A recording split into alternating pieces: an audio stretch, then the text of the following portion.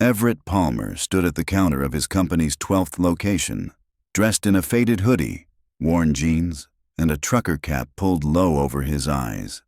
His beard had grown out just enough to make him look like a man who had been on the road too long, not the CEO of a multi-million-dollar restaurant chain. That was the point. No one here knew him, and he preferred it that way. The cashier barely glanced up from the register. "Kitchens are backed up," the young man said flatly. 20 minutes, maybe more." Everett nodded, stepping aside without complaint. He slid easily into the role of a weary traveler grabbing a late lunch, his presence blending into the background. This location was just another corporate chain store to the employees, and most had never met the man who signed their paychecks, especially not dressed like this. The last time he'd set foot here had been 5 years ago, when his father handed the company over to him. This trip wasn't supposed to happen. He had been on leave, trying to give himself space to breathe after years of relentless growth and endless meetings. But 2 weeks ago, his assistant flagged a troubling report. This store, tucked in a mid-sized town just off the interstate, had been bleeding employees and piling up bad reviews. Everett had combed through 3 months' worth of complaints. The pattern was disturbing. Slow service, unfriendly staff, cold food. But one detail gnawed at him. Customers weren't just complaining about their meals. They were talking about the way employees treated each other, harshly, with no respect, like kindness was a foreign language. For Everett, that wasn't just bad for business. It was personal. His father had built the company on the belief that people took care of each other first, and the business second. That culture was supposed to be their foundation. So Everett got in his car, drove 5 hours without announcing his visit, and walked in like any other paying customer. He chose a table in the corner near the kitchen door, a perfect spot to watch without being noticed. The lunch rush was tapering off, and the dining room felt hollow. Only a few tables were occupied. The place was clearly understaffed. 2 people handling the floor, 1 person behind the counter. Even the walls seemed to have lost their shine, like the building itself had given up. Then Everett heard something from the kitchen that made his stomach tighten. A man's voice, sharp, cutting, spilled through the swinging door. "She's useless. I don't care if she's crying. Get her out of the way and let someone competent do the prep." A second voice followed, trembling and quiet. "I'm trying." "Trying doesn't cut it. You're a waste of payroll. You want another write-up?" Everett leaned slightly forward, straining to listen. The door swung open briefly as someone came out with a tray, giving him a flash of the scene inside. A middle-aged man, red-faced, barking, orders like machine gun fire, and a young woman, maybe mid-20s, pale, eyes glassy, her hands working desperately at a cutting board. A third voice joined in, a younger male. "Dude, chill. She's only been here 2 weeks." "She should have learned by now," the older man snapped. "I don't have time to babysit." Everett's jaw tightened. The kind of leadership on display in that kitchen was the opposite of what his company was supposed to stand for. He rose from his seat and walked back to the counter, masking his anger under a calm, casual tone. "Hey," he said to the cashier, reading the name tag. "Rico. Any chance I could speak to the manager?" Rico tilted his head. "Why?" "I just had a question about the wait time," Everett replied evenly. "That's all." "The kitchen manager's back there," Rico said, jerking his thumb toward the swinging doors. "You'll have to wait. We're short today." "No problem," Everett said with a small nod. But instead of returning to his seat, he drifted toward the hallway leading to the restrooms. Halfway there, he veered sharply, slipping through a side door into the kitchen. No one noticed. Inside, the air was thick, not just with heat from the stoves, but with tension so heavy it felt like it could choke a person. The older man Everett had glimpsed earlier was plating food like he was punishing the dishes, slamming trays onto the counter. The young woman, Vanessa, her name tag read, stood at the prep station, slicing tomatoes with hands that trembled. "You seriously can't cut straight," the older man barked. "What's wrong with you? Are you drunk or just dumb?" Vanessa flinched like the words had weight. Everett stepped forward, his voice low but steady. "Hey!" Both heads snapped up. "You lost?" the older man demanded. "No," Everett said, holding his gaze. "You're the kitchen manager, right?" "Yeah, and you're not supposed to be back here." "I know." Everett's tone stayed calm, but there was an edge under it. "I just heard you talking to her like she's garbage, and I thought maybe I misheard." The man's eyes narrowed. "Look, I don't know who you think you are, but we're behind, and I don't have time for this." Everett turned toward Vanessa, his expression softening despite the heat of the kitchen. "You okay?" he asked gently. She blinked, startled, then gave a quick, hesitant nod. Her eyes darted toward the man who'd been shouting at her, as if afraid even a silent answer might get her into trouble. Everett's next words were calm but deliberate. "I'm Everett Palmer," he said, his voice low enough for only a few to hear, yet firm enough to cut through the noise. "I own this company." The room seemed to stop breathing. The kitchen manager froze mid-motion, his jaw slack. Behind Everett, Rico had just stepped through the door and stopped dead in his tracks. "No way," Rico muttered under his breath. "Way," Everett replied, removing his cap and revealing his face. There was no mistaking him now. The air hung heavy with silence. Vanessa's shock was written across her face. Everett turned his attention to the older man. "Name?" "Frank," he muttered reluctantly. "You've been here how long?" 5 years. Everett's nod was slow, his eyes locked on Frank. "Then you should know better." Frank's face flushed an ugly shade of red. "She's slow. She's not trained." "That doesn't give you the right to treat someone like garbage," Everett cut in, his tone sharp but controlled. "Not in my kitchen. Not in my company." Frank tried to defend himself.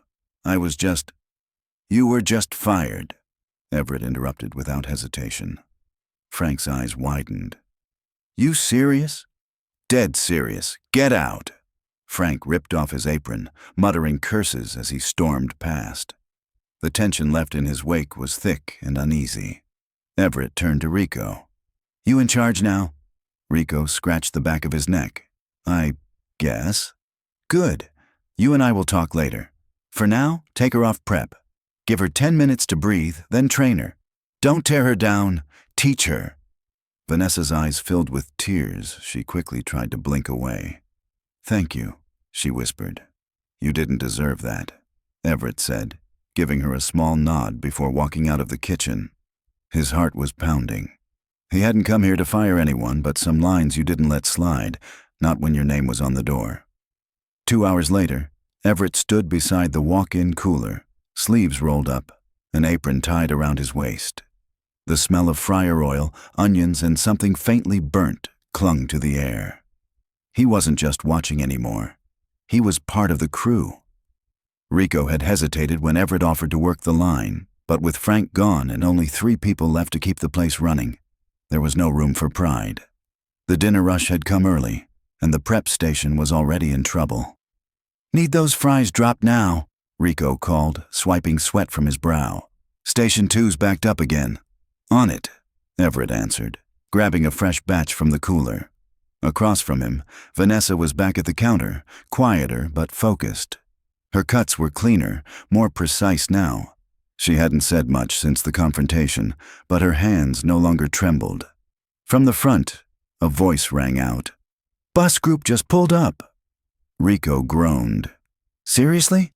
Everett looked toward the window.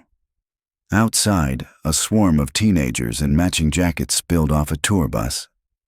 "We're not ready for this," said Della, a server with a voice that carried exhaustion and steel in equal measure. "I haven't had a break since 9. "How many?" Everett asked. 30, at least." He nodded. "Then let's figure it out. Can you run the register for a bit? I'll load trays and keep them where." "Line stocked." Della gave him a skeptical look. "You're helping. Thought you were the one calling the shots." "Right now," Everett said, "I'm just the extra pair of hands we don't have." She studied him for a beat, then nodded. "Fine, but we're going to run out of clean trays in 15. Then I'll wash." The next half hour was relentless. The fryers hissed, the grills spat steam, and voices called orders over the roar. Everett moved from station to station, restocking buns, loading sauce containers, even sweeping a spill no one else had noticed. He wasn't there to lead from a podium. He was there to keep the ship from sinking. But the cracks were everywhere. Rico was juggling tasks far outside his training. Della was ringing up orders while trying to coach a nervous new hire who kept punching the wrong buttons. Vanessa was being yanked from prep to plating because no one else was available. By the time the bus group finally left, the dining room was a disaster. Overflowing trash bins, sticky tables, and an empty ice bin at the soda fountain. Everett leaned against the prep counter, catching his breath. "We're getting smoked out here," Rico said, rubbing his neck. "You're doing what you can," Everett replied. "But this pace isn't sustainable." "No kidding. I've been asking for another full-time kitchen hire for 6 months. Corporate approved it, but no one's followed up." Everett's expression hardened. "Who's supposed to handle staffing?" "Area manager, Dana. She's supposed to visit once a month, but I haven't seen her since spring." "How many hours are you clocking?" 55 last week. "And the others?" "Della's close to 50. Vanessa's part-time, but we've already been pulling her into full shifts. No one else sticks around." A sharp crash from the front made them both flinch. A teenager named Kenny had dropped a tray of glasses. He scrambled to gather the unbroken ones while muttering apologies. Della rushed over with a broom. "He's new," Rico said quietly. "Still learning." Everett crouched down to help Kenny. "Did anyone show you how to stack these safely?" The boy shook his head. "Just told me to get them out fast." "We'll fix that," Everett said simply. When he stepped back into the kitchen, Vanessa was crouched near the soda machine, trying to reconnect the line herself. Vanessa's hands trembled as she worked at the soda machine, her face flushed from a mix of heat and embarrassment. "You all right?" Everett asked, his tone softer now. She didn't look at him. "Yeah. Just trying not to mess this up, too." He crouched down beside her, the hiss of the kitchen fading into the background. "You're not. This isn't on you. No one trained you for this, right?" She shook her head. "Number Frank just yelled. Said if I asked again, he'd stick me on dishes permanently." Everett tightened the hose with a wrench, his movements deliberate. "You're not on dishes. You're on prep. But you won't be doing it alone. Starting tomorrow, you'll shadow Della. Learn the whole line, front to back. You good with that?" There was a long pause, and then the faintest smile touched her lips. "Yeah, I'd like that." That night, after the last customer left and the fryers went silent, Everett sat at a small side table with Rico and Della. His apron was still tied around his waist, the day's chaos lingering in the air. Vanessa mopped near the front. Kenny was hauling trash to the dumpster. "You two have been holding this place together with duct tape and caffeine," Everett said. Rico let out a tired laugh. "Pretty much." "Why didn't you escalate the staffing problem sooner? Past Dana, I mean." "Tried," Rico replied. "Sent 2 emails to corporate support. Both times got an auto reply. Dana said she'd handle it. She didn't. Same with training." Everett frowned. "Who's responsible for onboarding?" "She is," Rico said flatly. "We get new hires dropped off with a packet and a login. That's it." Della leaned forward, her voice edged with frustration. "There's no structure. Half the time I'm training people myself, and we're not paid for it. We keep covering because we care, but it's burning everyone out." Everett looked between them, weighing their words. "What would help most right now?" 2 full-time hires," Rico said without hesitation. "And a dedicated trainer. And someone who actually checks in on us," Della added. "Oh, and a working headset system. Ours has been dead for weeks." Everett stood, his decision immediate. "Tomorrow morning, I'm calling HR myself. You'll have someone from corporate handling your staffing directly. Dana's finished here. I'll be in the building when she comes to clean out her desk." Their eyes widened, but he wasn't done. "You've kept this store alive. You're both getting a bonus, and we'll set up a proper training program. I want you involved in building it." Della blinked. "Wait, You're serious? I don't say things I don't mean. Everett glanced toward the front. Vanessa, he called. Clock out. You're done for the day. I still need to. No, he said gently. You've done enough. Go home. Be back at 10 tomorrow. We're starting fresh. She nodded and disappeared into the back. Rico leaned back in his chair. 4 years here. Never thought I'd see someone from the top come down and actually do something. Everett gave a weary smile. I should have come sooner. He walked through the empty dining room, picking up stray wrappers, then stepped outside into the quiet parking lot. The only sound was the faint hum of the streetlights. He stood near the dumpster, letting the cool air wash over him. Behind him, the door opened. Della stepped out, pulling a hoodie over, her uniform. You really going to follow through? She asked. He met her gaze. Every word. She nodded once. Good, because we're tired of being ignored. I know, Everett said. That ends now. She walked away into the night, and Everett turned back toward the building. The work wasn't over, but for the first time in a long while, he knew exactly where to start. By 8 the next morning, he was already in a corner booth, laptop open, 2 notebooks spread out beside a half-drunk gas station coffee. The store wouldn't open until 10, but prep started at 8:30. He wanted to see who showed up early, who dragged in late, and how the team moved without Frank looming over them. Vanessa arrived first, slipping in through the back door. She tied her hair into a bun and quietly set up the prep station, not looking around for instructions. She simply began working, her motions focused and unhurried. Della came next, coat zipped up, phone in hand, earbuds in. She gave Everett a quick 2-finger wave before heading straight for the manager's closet to grab her apron. Rico arrived last, looking tired but purposeful. He went straight to the line, checking fryer oil, measuring sauces, adjusting the grill heat, without a word. It wasn't until he went to fill the ice bin that he noticed Everett watching him from the booth.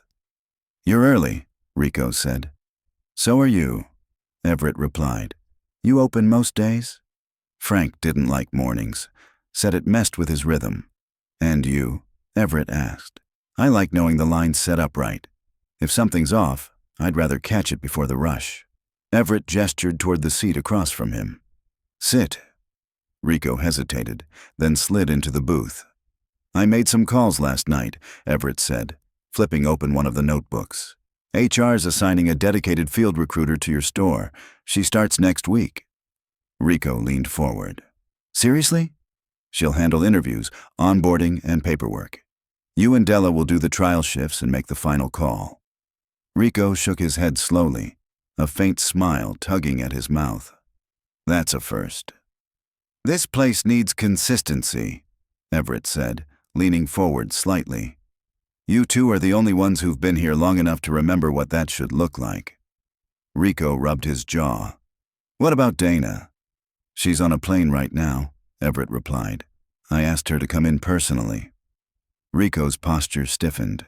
She's not going to be happy. I'm not hiring her for her happiness, Everett said dryly. Rico exhaled slowly. So, what happens when she walks in? Everett glanced toward the kitchen.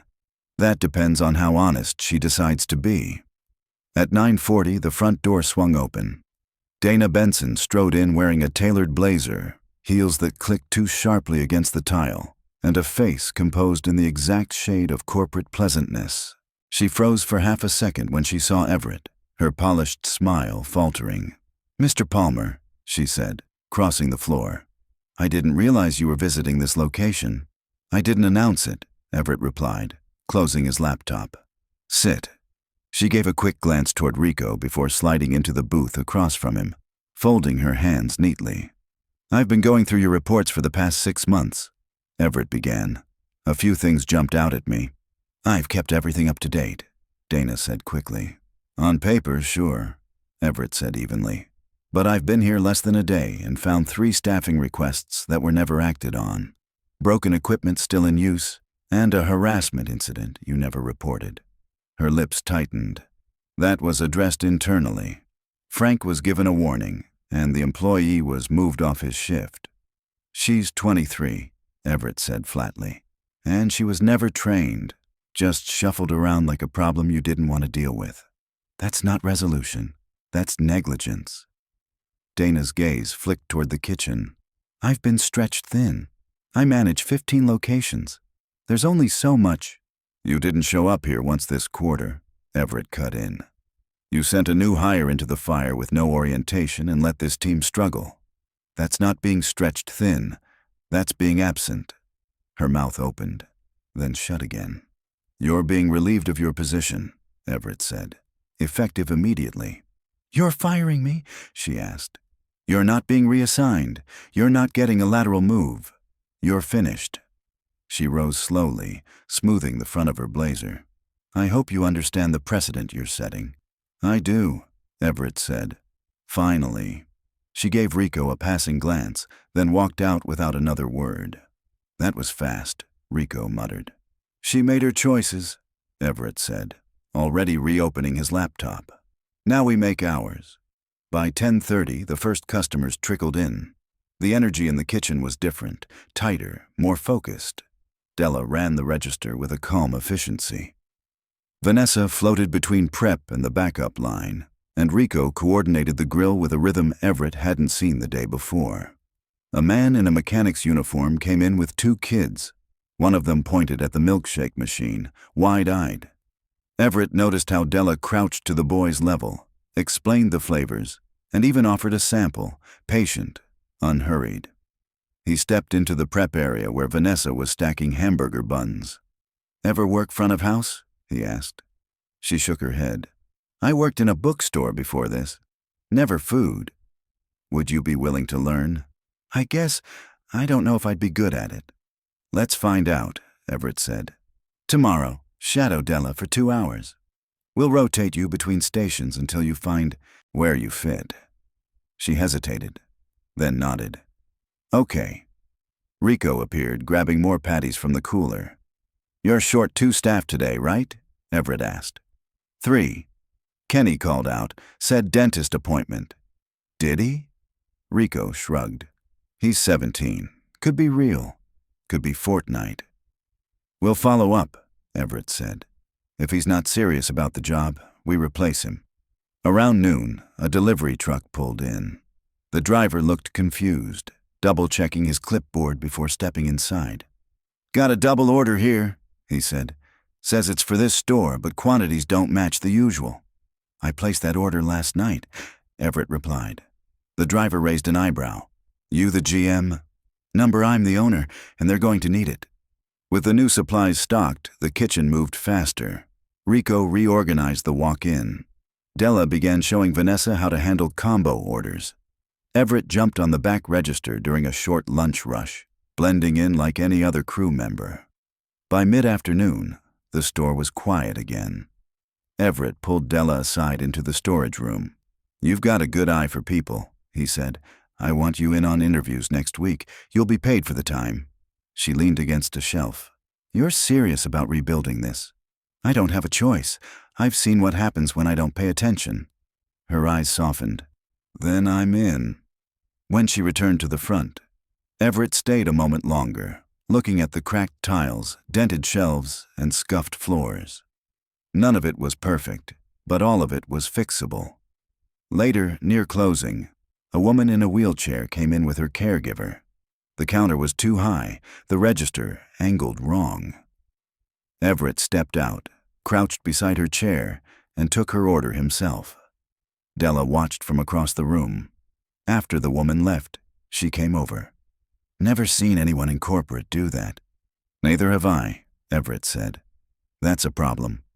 By the time the last customer left, the crew was drained but intact. Vanessa clocked out last, drying her hands on a paper towel. You meant it, about building it better? She asked quietly. Yes. She didn't smile, just gave a small nod and walked out. Everett stayed behind, locking up. The silence felt different now. Not defeated, just waiting. Tomorrow, they would start again. This time, they wouldn't be doing it alone. By the following Monday, the shift in the store was undeniable. The floors were still worn, the paint still chipped, but the oppressive heaviness in the air had lifted. The team still looked tired, but their movements carried purpose. Everett arrived just before 11. No disguise this time. Just a plain button-down, clipboard in hand. He settled into the same back booth, but not to spy. This morning was about follow-through. HR had already confirmed 2 interviews for the week, and another application had come in from someone with experience at a similar chain 2 towns over. Vanessa moved past the booth, wiping down the drink station. Her shoulders were no longer hunched, her eyes no longer flicking nervously toward the kitchen. When she caught sight of Everett, she lifted a hand in a small wave. Simple, unforced, genuine. Della approached, holding a printed schedule in one hand. "Got a minute?" Everett set his clipboard aside. "Always." She laid the paper on the table. "Rico and I worked out a staggered shift model. If the second hire comes through, we can rotate breaks without leaving the floor uncovered." He studied the neat columns. "You accounted for prep coverage?" "We split Vanessa's hours between the line and the register. She's picking things up fast." His finger paused on a circled spot in the Friday evening slot. "Short here. Only if Kenny doesn't show," Della said. "He says he will, but I've got a backup ready." Everett gave a small nod. "Good contingency." "You still planning to be here Friday?" she asked. "I am. I want to meet the recruiter in person and make sure she sees what this place looks like under a real rush." Della smirked faintly. "We're cleaning the grease trap Thursday. She'll get the full show." At noon, a delivery from corporate arrived. Not food, but equipment. 2 brand-new headset systems, still sealed in their boxes. Rico and Della opened them at the back counter, examining the earpieces and chargers. "You ever use these?" Everett asked. "Not this model," Rico said, turning one over in his hands. "But anything's better than yelling over the fryer." Everett handed him a laminated quick start guide. "You've got an hour before the lunch crowd builds. Think you can get it running?" "On it," Rico replied. By 1 o'clock, orders were coming through the headsets instead of across the kitchen. The difference was instant. Fewer missed orders, no shouting over the clatter of pans. It wasn't flawless. Vanessa forgot to mute her mic during a sneeze and startled the entire team, but the flow was smoother, calmer. That afternoon, Everett sat down with Kenny, who had finally shown up, 20 minutes late. The teenager fidgeted with his sleeves, avoiding Everett's gaze. "You told Rico you had a dentist appointment Friday," Everett said evenly. "But when I called your number, your voicemail was full. Has been for weeks." Kenny's shoulders stiffened. "I didn't think anyone would check." "You were trained on expectations here," Everett continued. "When you don't show up, the rest of the team pays for it. When you lie about it, you're telling us you're not serious." "I just needed a day," Kenny muttered. "You could have asked. Instead, you vanished." Everett let the silence settle. "This isn't a place that runs on excuses. We're rebuilding. That means we need people who show up. You want to be part of that." Kenny's nod was barely there. "Then this is your last warning. One more absence without notice, and you're done." The boy mumbled a thank you and drifted toward the kitchen. Rico slid into the booth a few minutes later. "You think he'll straighten out?" "I think people rise to the level of what's expected of them," Everett said. "He's never had much expected before." Rico glanced at the headset clipped to his belt. "Well, now he can hear us coming." That evening, Everett walked the dining floor before closing. A table near the window wobbled so badly it could spill drinks with a light touch. He crouched to inspect the joint. "That one's been like that for over a month," Rico said, passing with a mop bucket. "Dana kept saying it wasn't in the budget to replace." "We'll fix it tomorrow," Everett replied. "If it can't be repaired, we'll order new ones." The next morning, he met Teresa, the recruiter. She arrived early, clipboard in hand, and didn't waste time on small talk. Her first questions weren't about labor costs, but culture. "How long before a new hire feels like part of the team?" she asked Della. "Depends who trains them," Della answered. "If it's me or Rico, most stay. If they're left to figure it out, they're gone in a week. Then orientation will be built around you too, Teresa said, jotting notes. Simple, personal, consistent. She spent the day shadowing every position, taking notes not just on tasks, but on the small interactions that made the team work. By late afternoon, she had a list of 5 potential hires and a plan for a 2-week onboarding cycle. Everett approved it immediately. Later that week, just before the dinner rush, Everett called the team together in the dining area. The lights were still off, chairs stacked on tables. "I came here because something wasn't working," he began, "and I thought I needed to see it for myself. What I found was a team carrying more than their share, doing work they were never trained for and still showing up. That's not something you can put on a report." No one spoke. "I saw leadership failing to lead. That's on me. I let too much drift. That ends now. Teresa's hiring, Della and Rico are training, and we're building a system where no one gets left to sink alone." He stepped back. "I don't expect trust overnight, but I'll be here until the foundation is solid." There was a pause before Della stepped forward. "Then let's make it solid." Friday night brought the real test. The rush came hard. Families, teenagers, a couple of truckers passing through. The line moved steadily. Vanessa handled her first solo register shift, stumbling once but finding her footing. Kenny stayed on dishes without complaint. Rico called orders without raising his voice. Della moved between stations like a conductor, keeping the tempo. When the last customers left, Everett stayed to help. Clean. No clipboard, no laptop, just a rag and a bottle of degreaser. He worked the back wall while Rico scrubbed the grill. "You sticking around after this week?" Rico asked. "Not full-time," Everett said, "but I'll be back, quietly." Rico rinsed a pan. "Place runs smoother when people know someone's watching." "It runs best when they know they're not alone," Everett said. Before leaving, he unlocked the office and placed 3 envelopes on the desk, bonuses for Della, Rico, and Vanessa. Not for just surviving the storm, but for holding the roof up when it mattered. Outside, the evening air was cool. The sky had deepened to a rich blue-black, the store's sign humming faintly above him. He didn't take out his phone, didn't call corporate, didn't post a single thing. No one needed to know what happened here, except the people who had lived it. He opened his car door, paused, and looked back at the building. It wasn't perfect. It never would be. But for the first time in a long time, it had a fighting chance.